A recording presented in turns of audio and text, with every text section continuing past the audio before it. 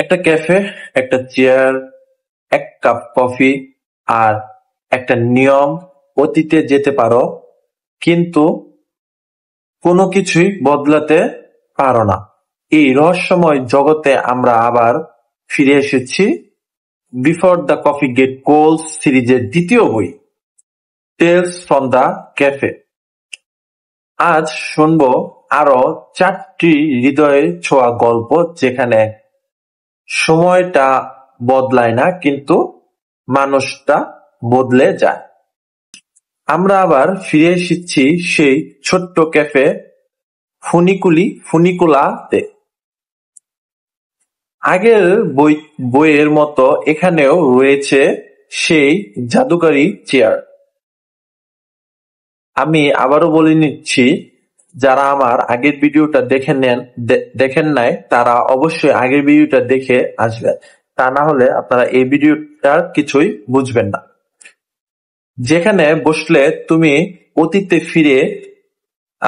ফিরে যেতে পারো কিন্তু ফিরে আসতে হবে কফি ঠান্ডা হওয়ার আগে।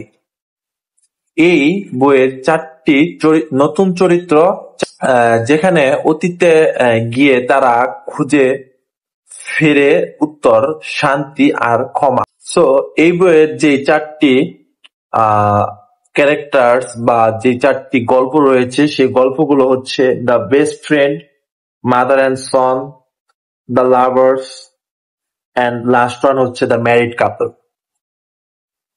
সো 1 নম্বরে আমরা বলবো দ্য লাভার্স এর নিয়ে কথা। এক তরুণী চাকুরিজীবী তার মৃত প্রেমিকার সঙ্গে শেষবারের মতো কথা বলতে চায়। সে জানতে চায় প্রেমিকা তাকে সত্যি ভালোবাসতো কিনা, ভালোবাসার কি প্রমাণের দরকার পড়ে আসলে। সো 2 নম্বর হচ্ছে ম্যারিড কাপল। এক বৃদ্ধ স্বামী তার স্ত্রীর কাছে ফিরে যায় অতীতে। স্ত্রী যখন মারা যায়নি তখন সে জানতে চায় কেন স্ত্রী চুপি চুপি ডায়েরি লিখে রাখতো। ভালোবাসা কি সবসময় উচ্চ স্বরে বলা দরকার?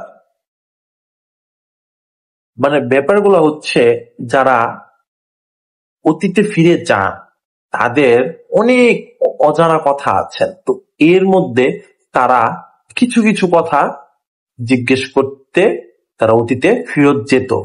3 নাম্বার হচ্ছে দ্য বেস্ট ফ্রেন্ড। দুজন বান্ধবী যারা একসঙ্গে বড় হয়েছে। একজন অসুস্থ হয়ে মারা যায়, আরেকজন আফসোসে ভোগে। সে জানতে চায় বান্ধবীত্বের মানে কি আর ক্ষমা কি সবসময় পাওয়া যায়। এখন বলবো আমি 4 নাম্বারের কথা, দ্য সন। এক বৃদ্ধ বাবা অতীতে ফিরে যান তার ছেলের ছোটবেলায়। ছেলেকে ছেড়ে চলে গিয়েছিলেন এক সময়, এখন ফিরতে চান, একটা সুযোগ।